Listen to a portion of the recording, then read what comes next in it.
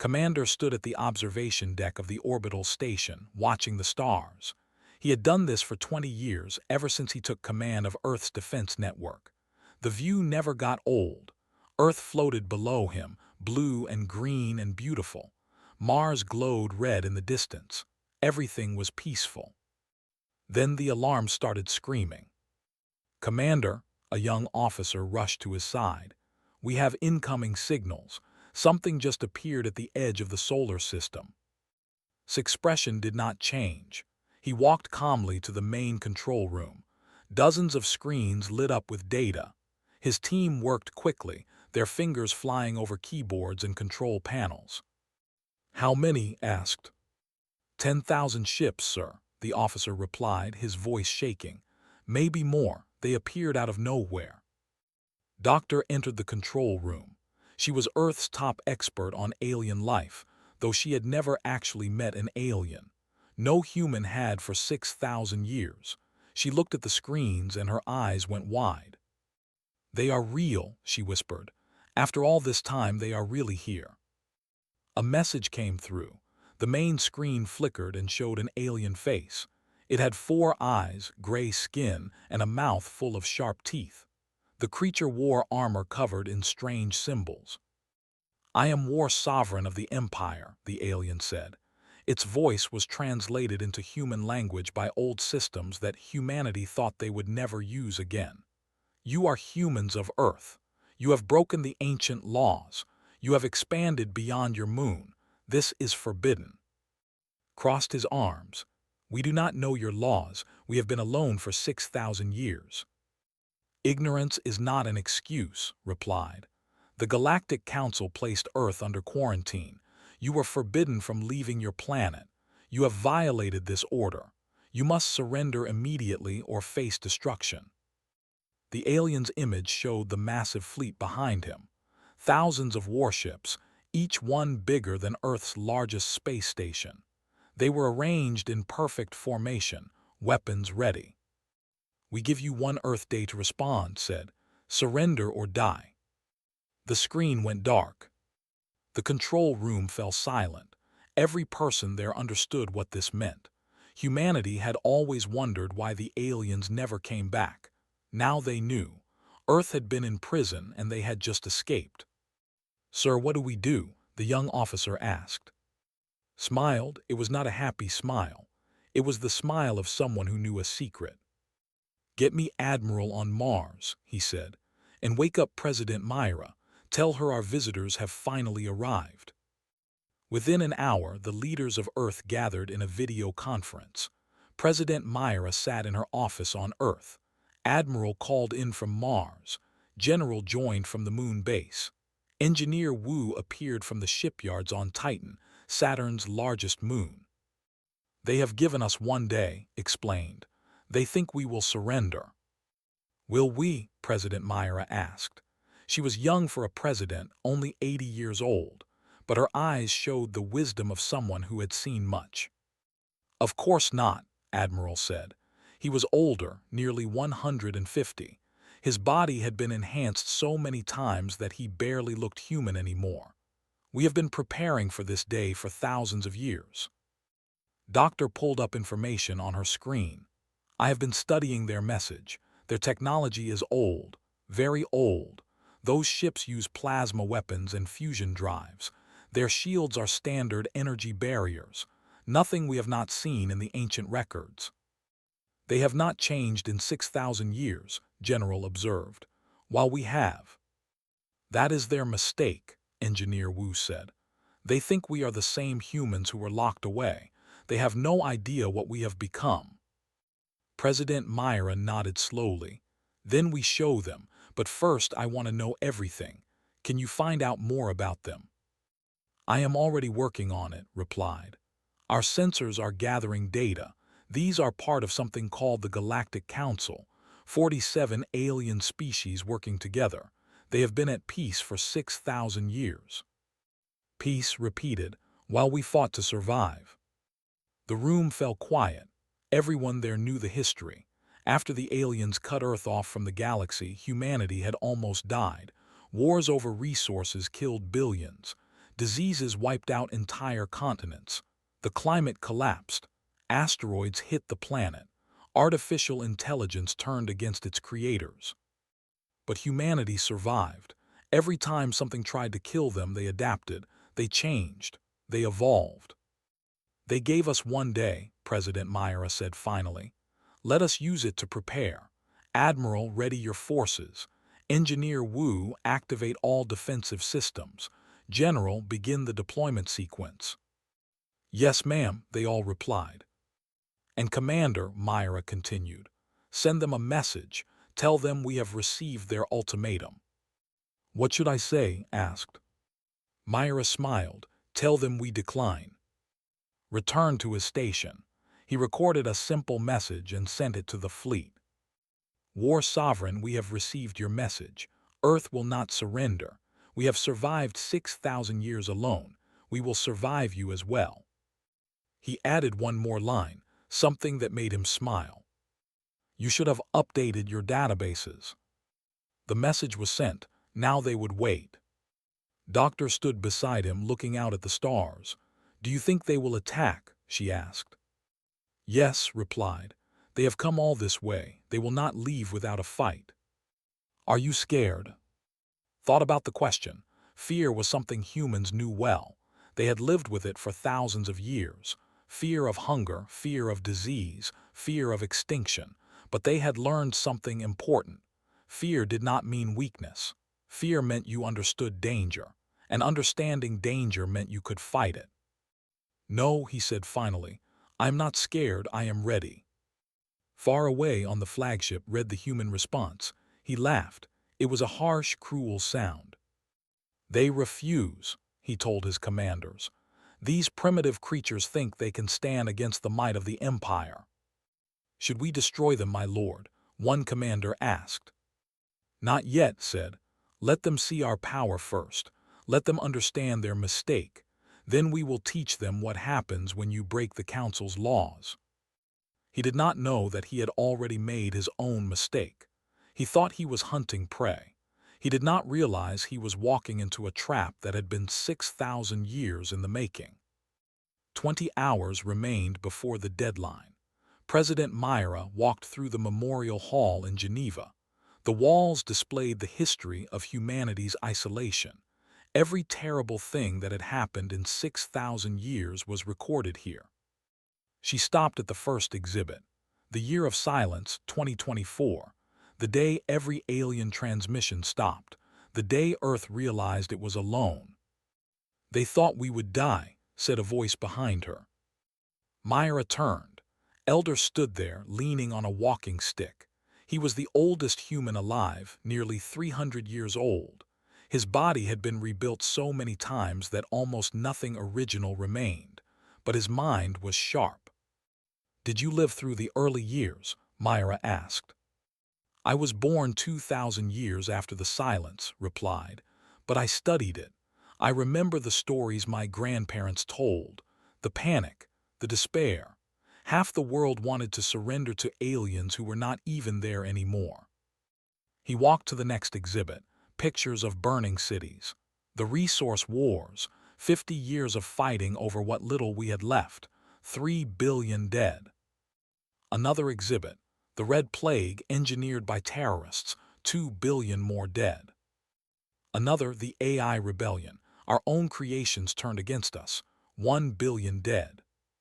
Why are you showing me this? Myra asked. Because you need to remember what we paid for our survival, said. Every human alive today exists because someone refused to give up. Someone chose to adapt instead of die. They reached the final exhibit.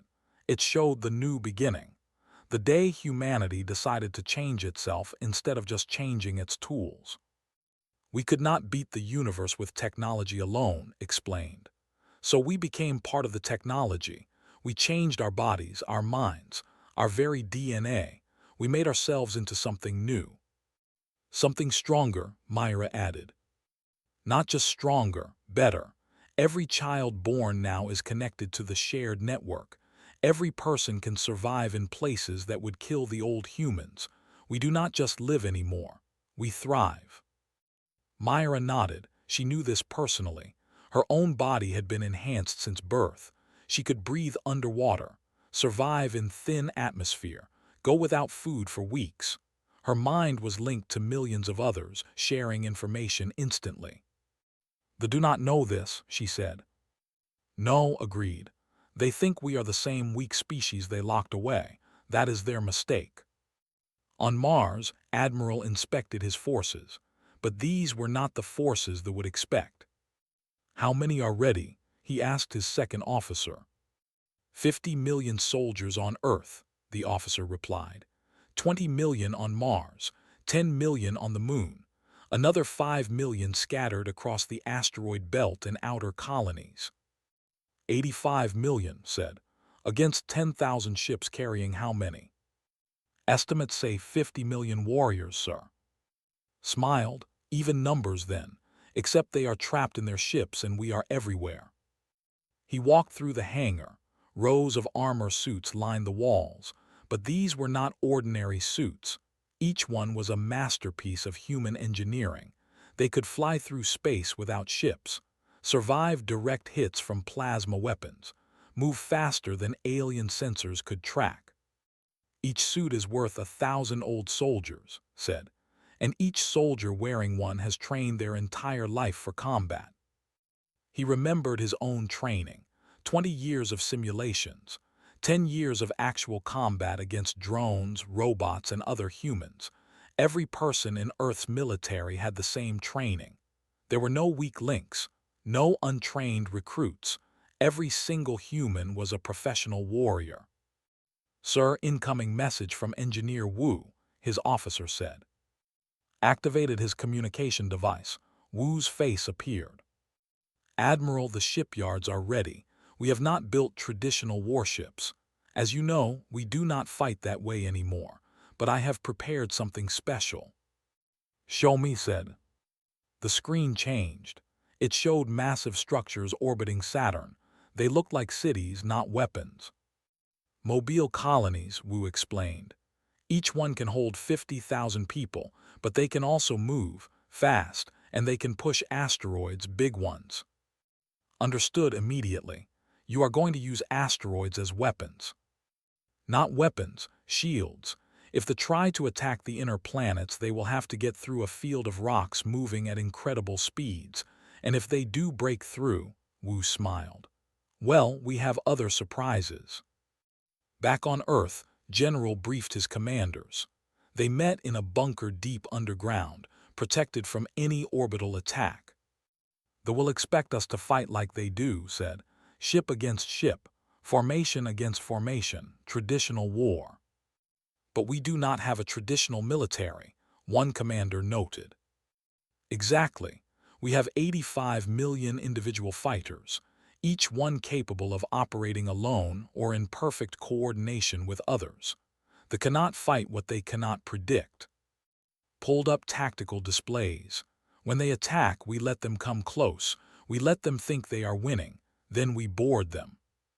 "Board them?" a commander asked. "Board 10,000 warships."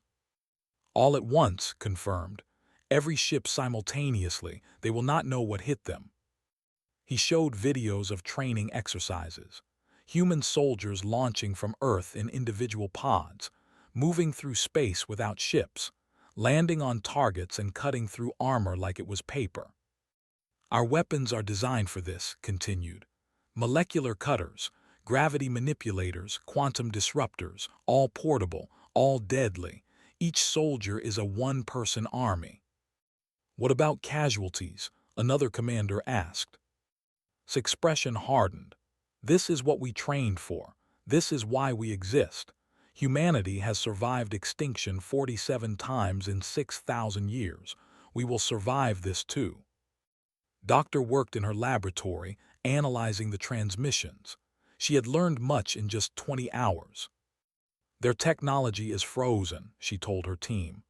"They use the same weapons they used 6,000 years ago, the same shields, the same tactics. They have not innovated at all." "Why?" the scientist asked. "Peace," replied. "They have been at peace for so long that they forgot how to change. They forgot that survival requires adaptation. She pulled up images of soldiers from the ancient records. Then she compared them to the new transmissions. Look, same armor, same weapons, even the same military structure. They are exactly the same. While we changed everything, the scientists said. Yes, we had to. Every crisis forced us to evolve. Climate change made us engineer our bodies to survive heat and cold. The plagues made us enhance our immune systems. The AI wars made us merge with our technology. We did not choose to change. We had to change or die. Looked at her own hand. It looked human, but it was so much more. Enhanced muscles, reinforced bones, skin that could seal itself against vacuum. She was not the same species as the humans who had been locked away 6,000 years ago. They are warriors, she said, but they are comfortable warriors. They fight from ships protected by shields. We are survivors. We fight with nothing between us and death except our will to live. Commander gathered his senior staff for a final briefing. In 4 hours the deadline expires, he said. They will attack. They will expect us to panic, to beg, to surrender. We will do none of those things, his tactical officer said. No, we will show them what 6,000 years of isolation created. We will show them what happens when you leave humanity alone with its fear and force it to adapt. He activated the station's main display. It showed Earth, beautiful and peaceful, but knew what was about to happen. Millions of soldiers were preparing to launch. Weapons were powering up. The entire solar system was turning into a trap. They think they are the hunters, said quietly. They think we are prey. They are wrong. We are not prey anymore. We are not even hunters. We are survivors. And survivors do whatever it takes to keep surviving. He looked at his team. Every face showed determination. No fear, no doubt. Let them come. The deadline passed. For 1 long minute nothing happened. Then the fleet moved. Captain Jin floated in space, waiting. Around him, 50 other soldiers waited too. They wore black armor that absorbed light, making them nearly invisible. Below them, Earth glowed blue. Above them, the fleet approached like a swarm of angry insects. All units, this is command, his voice came through their neural links. Enemy fleet is advancing. Wait for my signal. Jin checked his equipment one more time. Molecular cutter on his right arm. Gravity disruptor on his left. Emergency oxygen for 6 hours. Enhanced muscles that could punch through steel. Reflexes 5 times faster than normal humans. He had trained his whole life for this moment. The fleet entered Earth's orbit. 10,000 massive warships, each one bristling with weapons. They arranged themselves in a sphere around the planet, blocking any escape. War Sovereign's voice boomed across all frequencies. Humans of Earth, your time is up. Surrender now or face complete destruction. President Myra responded calmly. We told you already, Earth does not surrender. Then you have chosen death. The ships opened fire. Thousands of plasma beams lanced down toward Earth. Energy weapons that could melt mountains. Missiles that could level cities. But the beams hit shields that appeared from nowhere. Energy barriers powered by generators hidden across the planet. The missiles exploded harmlessly against defensive fields. Impossible, shouted. Their technology should be primitive. He did not understand. Earth's technology was not primitive, it was just different. Humanity had spent 6,000 years learning to protect their home world. Every city had shields. Every mountain hid weapons. The entire planet was a fortress. All units, his voice came again. Execute boarding maneuvers now. Jin and his squad launched. Not in ships. They just pushed off from their waiting positions and flew through space using thrusters built into their armor. 50 million soldiers did the same thing at the same moment, appearing from hiding spots all across the solar system. The sensors screamed warnings. Sir, we have incoming targets, millions of them. Fighters asked. No, sir, they are. The sensor operator paused, confused. They are individual soldiers, no ships, just people in armor. People cannot survive in space, roared. This must be a trick. But it was no trick. Jin's squad reached their target, a cruiser, in just 5 minutes. The ship's shields were designed to stop plasma and missiles, not small fast-moving objects. Jin passed right through. Stick to the plan, he told his squad. Cut through the hull, get inside, disable their weapons. His molecular cutter activated. It looked like a simple blade, but at the molecular level, it tore apart the bonds holding matter together. He touched it to the ship's armor, and the metal just stopped being solid. They cut through and entered the ship. Alarms blared inside the cruiser. Soldiers rushed to stop the intruders. They wore heavy armor and carried plasma rifles. Each one was bigger and stronger than a normal human. But these were not normal humans. Jin moved so fast they could not track him. His enhanced reflexes made their movements look slow. He dodged their shots easily, closed the distance, and touched one with his gravity disruptor. The soldier flew backward, slammed into a wall by artificial gravity 10 times stronger than normal. He did not get up. Jin's squad spread through the ship like a virus. 50 soldiers against 5,000. In a fair fight they would lose. But this was not a fair fight. This was what humanity had trained for. They moved through corridors too fast to see. They disabled weapons before they could fire. They cut through blast doors like they were paper. 12 minutes after boarding, they reached the engine room. Target secured, Jin reported, shutting down power. His squad worked quickly. They did not destroy the engines. They just turned them off. The cruiser went dark, floating helplessly in space. Across the solar system, the same thing was happening. 50 million human soldiers boarding 10,000 ships simultaneously. They had never fought this way. They did not know how to respond. Meanwhile, moved alone toward the biggest target, the flagship. She was a stealth specialist, trained in infiltration and assassination. Her armor was even more advanced than normal, able to bend light around her and mask her heat signature. She approached the flagship carefully.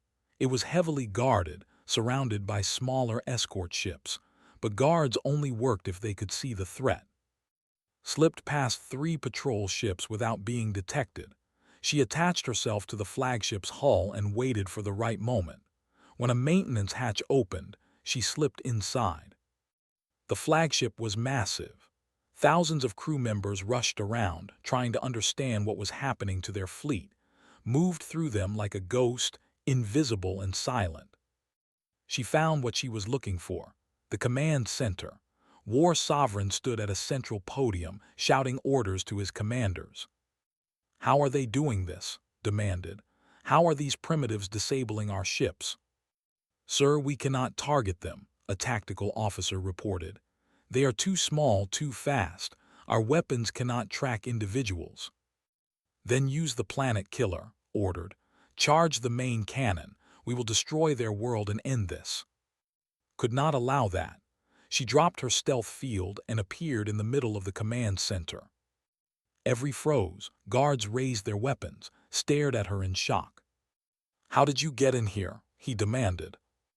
"I walked," replied simply. "Your security is not designed to stop someone like me." "Kill her," ordered. The guards fired. Plasma bolts filled the air, but was already moving. She was not as fast as Captain Jin, but she was fast enough. She dodged between the shots, moved behind guards and used them as shields, all while advancing toward. In 10 seconds, she stood in front of him. Her hand touched his throat, not hard enough to hurt, but enough to show she could. "Call off your attack," said quietly. "Surrender or I dismantle your fleet ship by ship." Looked into her eyes. He saw no anger there, no hatred, just cold determination. This human would do exactly what she said.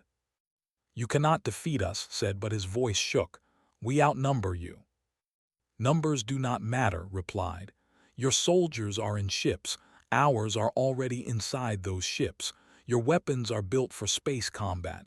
Ours are built for this." She gestured around the command center. "You train for war. We train for survival. It is not the same thing." At that moment, Admiral's forces revealed themselves.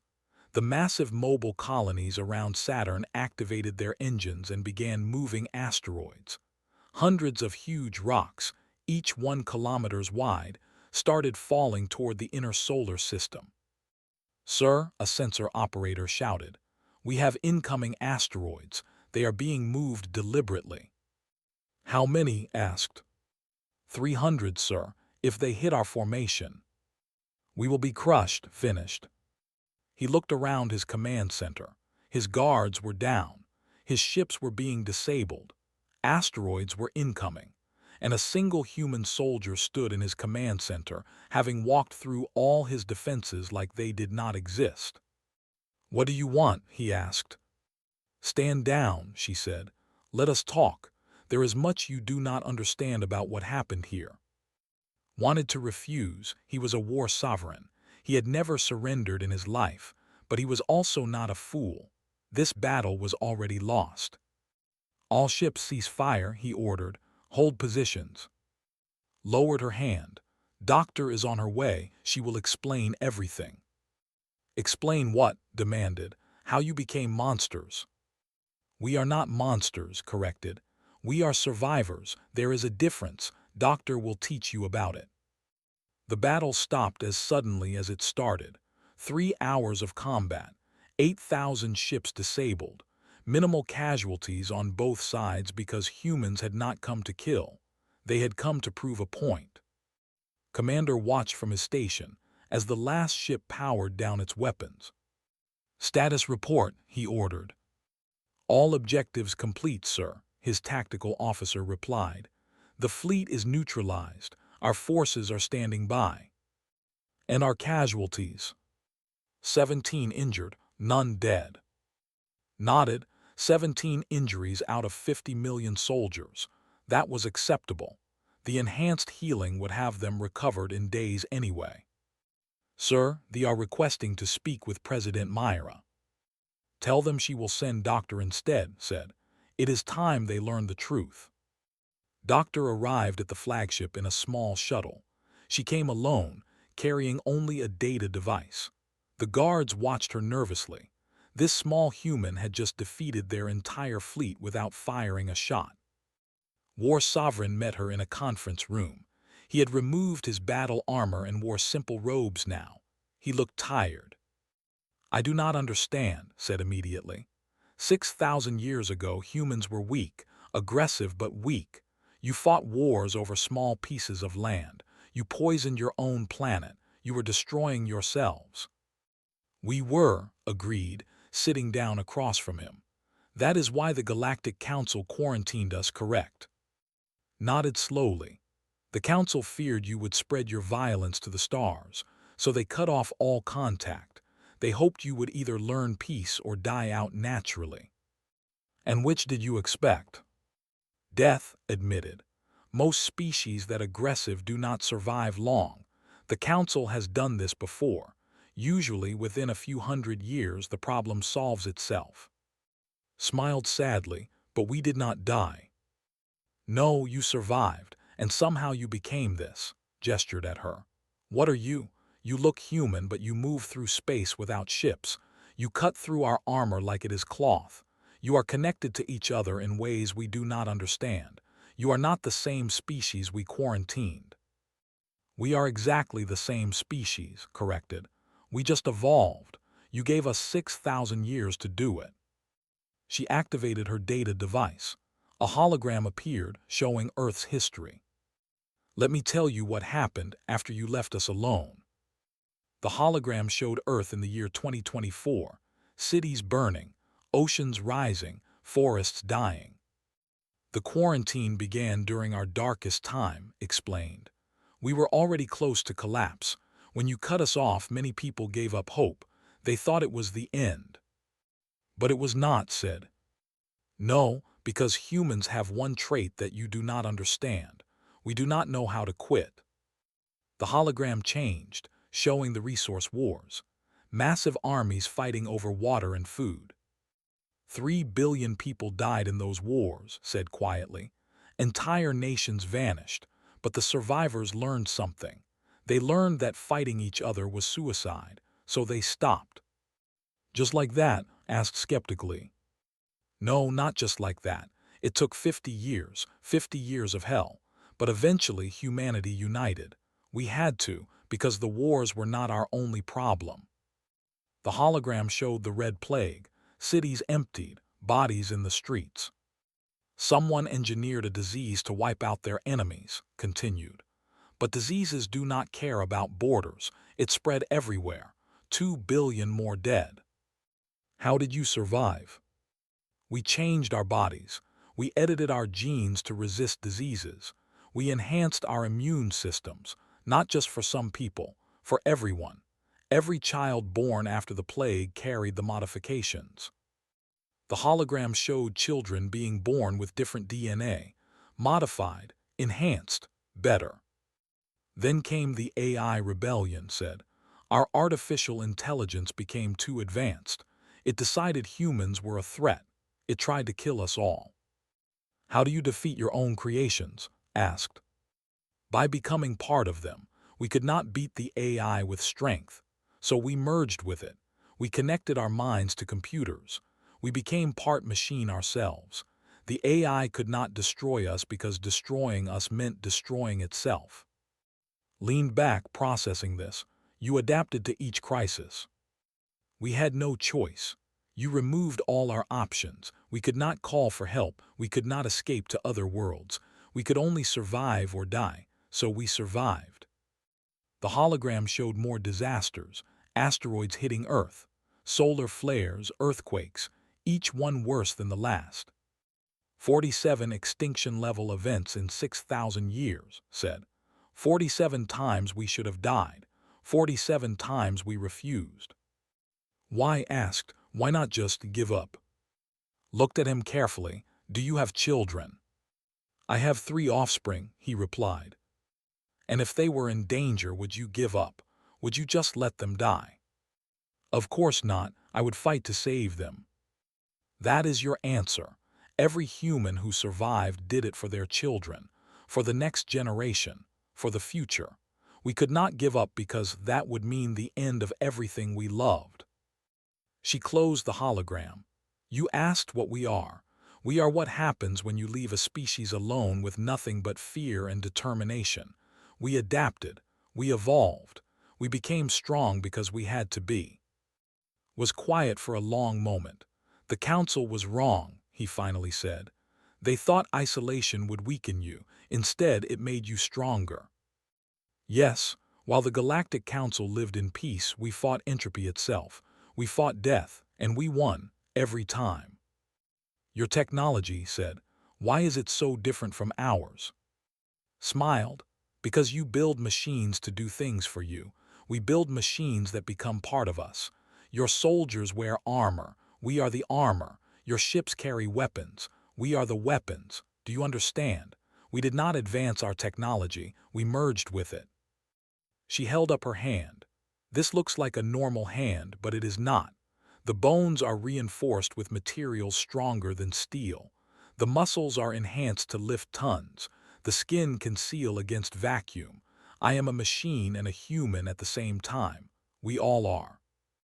That is not natural, said. No, agreed. But survival is not about being natural. It is about doing whatever works. Elder entered the conference room.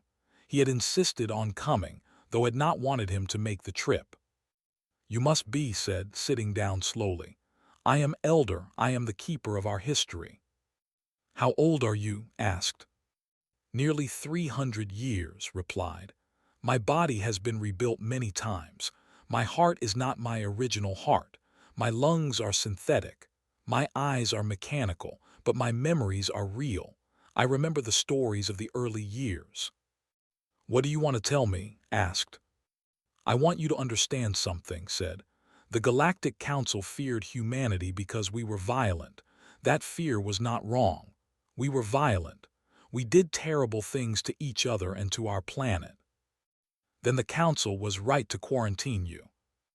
Perhaps, but here is what they did not understand. Humans are violent because we are afraid.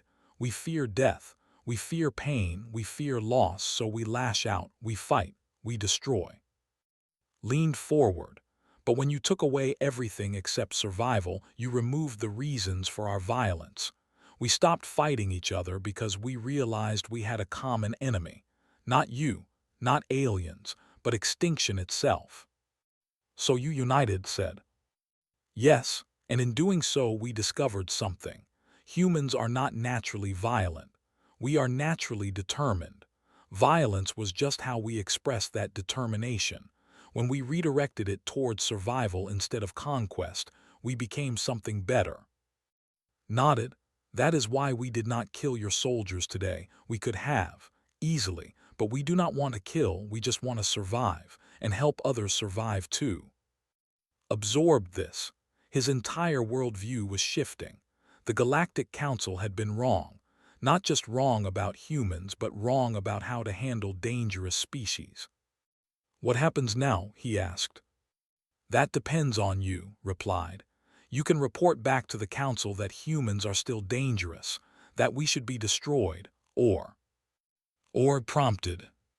Or you can tell them the truth, that isolation does not fix problems, it creates them. The Council has been at peace for 6,000 years, yes, but what has that peace cost you? Thought about his fleet. The same ships, the same weapons, the same tactics, nothing had changed in. We have become stagnant, he realized. Without challenges, we stopped growing. While we had nothing but challenges, said, and every challenge made us better. Suddenly, alarms blared throughout the flagship. An officer rushed into the conference room. War Sovereign, we have an emergency transmission from the Council. They are under attack. By whom? Demanded. The swarm, sir. They have awakened. His face went pale. That is impossible. They were sealed away ago. They have broken free, sir. They are destroying Council worlds. Millions are dead. The Council is requesting all military forces return immediately. Stood, his mind racing. The swarm was the most dangerous enemy the Council had ever faced. A biological hive mind that consumed everything in its path. The Council had barely managed to seal them away thousands of years ago. He looked at, I must go, my people need me. Of course, said, but can your fleet stop the... I do not know. Last time it took the combined might of all 47 species to seal them, and even then we could not destroy them. Then maybe, said carefully, you need help from someone who specializes in facing impossible odds. Stared at her, you would help us after we came here to destroy you. You came here because you were afraid, replied. We understand fear, and we understand that the only way to beat fear is to face it together. Elder smiled. Besides, we have been alone for 6,000 years. It would be nice to have neighbors again. Commander stood before the Council's emergency transmission. Holographic images showed 12 alien species, all leaders of the Galactic Council. They looked desperate. You claim humanity wants to help, the Council speaker said. His species looked like a large insect with multiple eyes and mandibles. Why should we trust you after 6,000 years? Because we understand what you are facing, replied calmly. You are facing extinction, and we are experts at surviving extinction. President Myra stepped forward. We are not asking to join your council. We are not asking for rewards. We are offering our help because it is the right thing to do. The swarm has already consumed 3 worlds, another council member said. This one looked like a living tree with branches for arms. Our fleets cannot stop them. They adapt to every weapon we use. They grow stronger from every attack. That is because you are trying to kill them, Doctor said. She had joined the transmission from the flagship. You cannot kill a hive mind with conventional weapons. You need to break the hive itself. How? The council speaker asked. Let us show you, replied.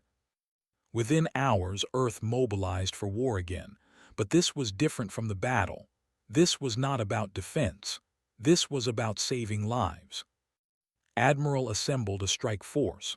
Not 50 million soldiers this time, just 5 million, the best of the best. The swarm operates as one mind controlling billions of bodies, he explained to his commanders. Every creature is connected to the central consciousness. They share thoughts instantly. They adapt together. They are the ultimate unified force. So how do we beat them? A commander asked. By doing what we do best, replied. We adapt faster. Captain Jin led the first wave. His squad had been specially chosen for this mission. They were not just soldiers. They were scientists, engineers, and hackers too. The swarm had consumed a planet called, once home to billions, now it was covered in living tissue. The planet itself had become part of the swarm. That is disgusting, Jin muttered as they approached. The surface writhed with creatures. Some looked like insects, others like tentacles, still others like nothing anyone had ever seen. All of them were connected, all controlled by one mind. Remember the plan, Jin told his squad. We are not here to fight, we are here to infect. They landed on the planet's surface. Immediately, creatures attacked, thousands of them moving as one, attacking with perfect coordination.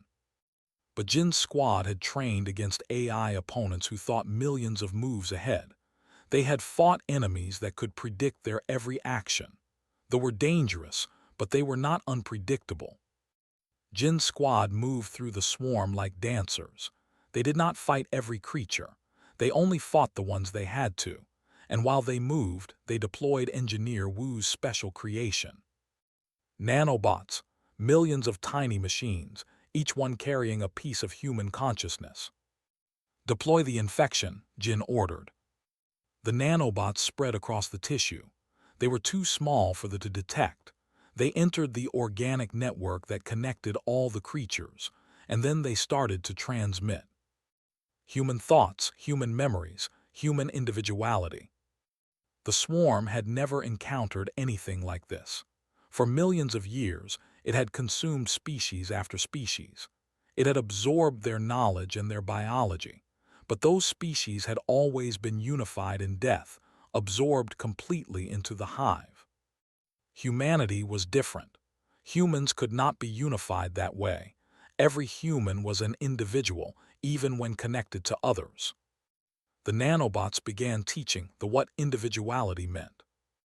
Deep in the planet's core, the central intelligence felt something strange. Parts of itself were questioning. Parts of itself wanted to make their own choices. This had never happened before. On the flagship, Doctor monitored the infection's progress. The consciousness is fracturing, she reported. The hive mind cannot handle individual thoughts. It is like a computer trying to run a million different programs at once. Will it work? Asked. He had become humanity's unlikely ally in this fight. I believe so. This greatest strength is also their greatest weakness. They are perfectly unified, but that means when the unity breaks, everything breaks. She was right. Across the planet, creatures began to act strangely. Some stopped attacking, others attacked each other. The perfect coordination fell apart. The hive is collapsing, a technician reported. But they were not done yet. The Central Intelligence tried one last desperate move. It gathered all its remaining unified forces and launched them at Captain Jin's position. 10,000 creatures, still connected to the hive core, rushed toward the human squad. All units fall back, Admiral ordered from orbit. Negative, Jin replied calmly. We have not finished the job. His squad formed a circle back to back, 10,000 enemies coming, 50 soldiers standing ready. For humanity, Jin said quietly. For survival, his squad replied. They hit them like a wave, but humanity had fought waves before. Ocean waves during the Great Floods, waves of disease during the Red Plague, waves of machines during the AI rebellion. Jin's squad fought with everything they had, not to kill but to buy time, time for the nanobots to spread, Time for the infection to complete. 3 of Jin's soldiers fell, then 5, then 10, but they did not retreat, they held their ground. And then suddenly, they stopped attacking. All across the planet, every creature froze. The hive mind had shattered completely. Billions of individual consciousnesses where once there had been one.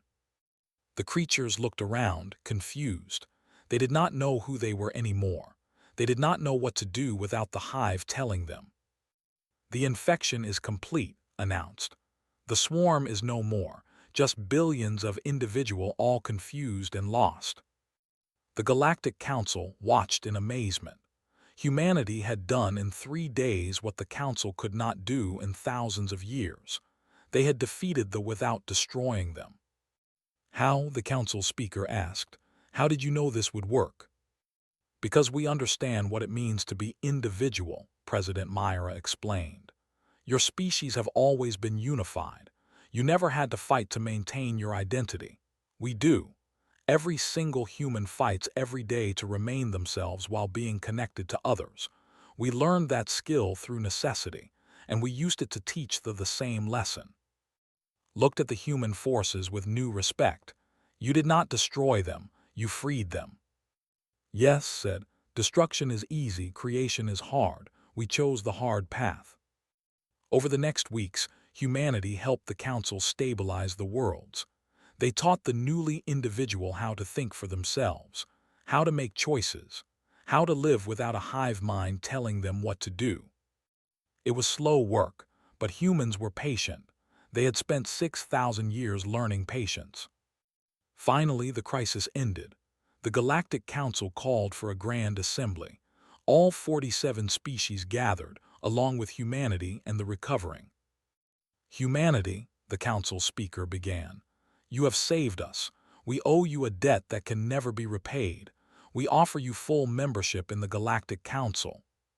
President Myra stood before them all.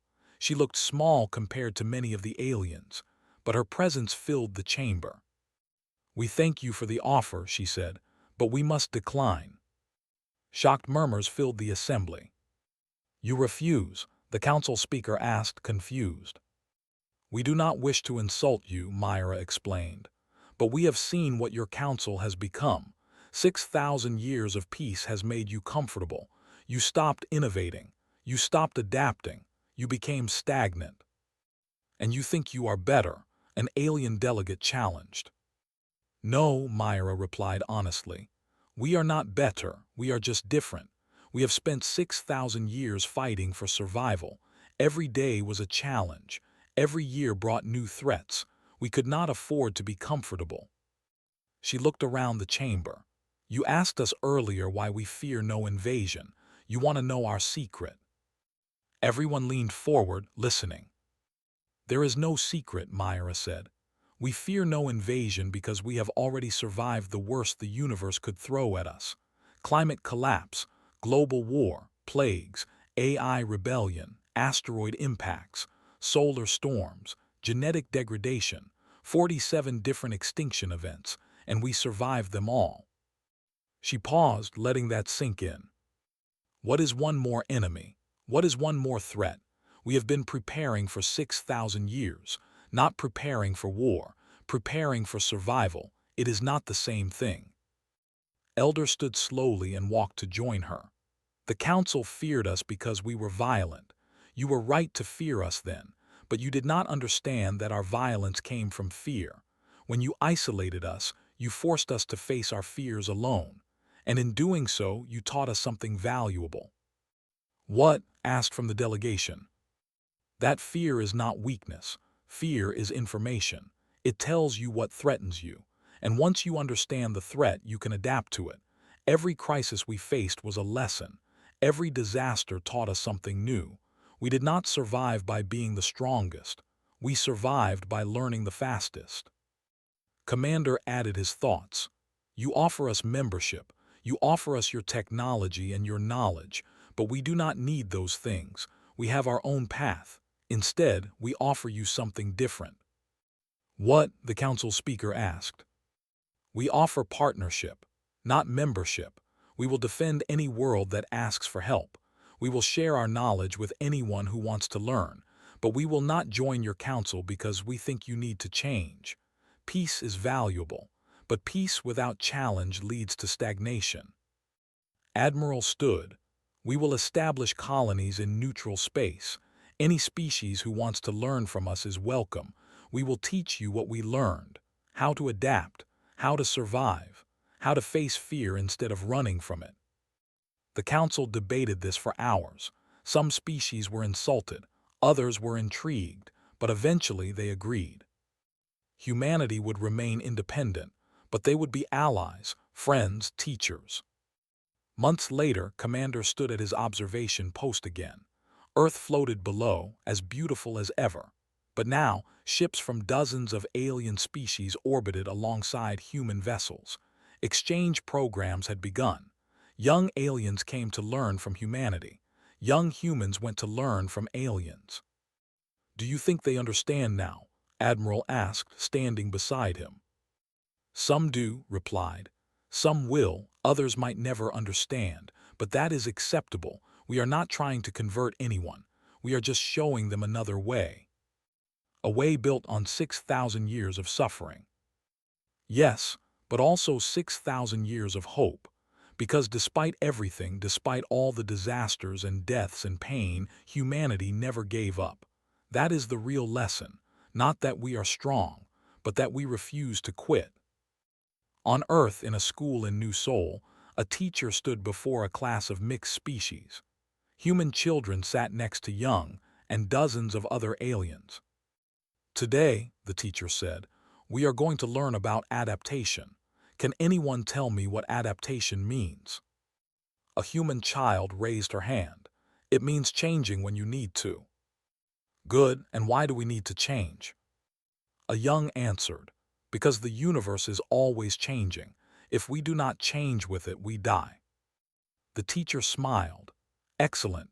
Now let me tell you a story. It is called the story of humanity's isolation. 6,000 years ago, humans were alone in the universe. In orbit, Captain Jin recovered from his injuries. His squad had been decorated as heroes. But Jin did not feel like a hero. He felt like a survivor, like always. Visited him in the medical bay. "How are you feeling?" "Alive," Jin replied with a smile. "That is enough." "The council is worried," said. "They think more threats might come. They want us to prepare for another invasion." Jin looked out at the stars. So many worlds out there, so many possible threats. "Let them come," he said finally. "We will do what we always do. Survive. Yes, survive, and help others survive too. That is what humanity does. That is what we have always done." Smiled. 6,000 years of preparation. I wonder what the next 6,000 will bring. "More challenges," Jin said. "More problems, more disasters. And we will adapt, like we always do." Somewhere in deep space, something ancient was waking up. Something that had slept for 1,000,000 years. Something that would eventually notice the strange species that refused to die. But that was a problem for another day. For now, humanity rested. They had earned it. 6,000 years of fighting for survival. 6,000 years of refusing to quit. They feared no invasion because they understood a simple truth. The universe would always try to kill them. It had tried 47 times already. And 47 times humanity had smiled and said, "Not today." That was why they feared no invasion. Not because they were strong, not because they were powerful, but because they had learned the most important lesson of all. Survival is not about being the toughest. It is about being the most adaptable. And after 6,000 years of adaptation, humanity had become very good at it indeed.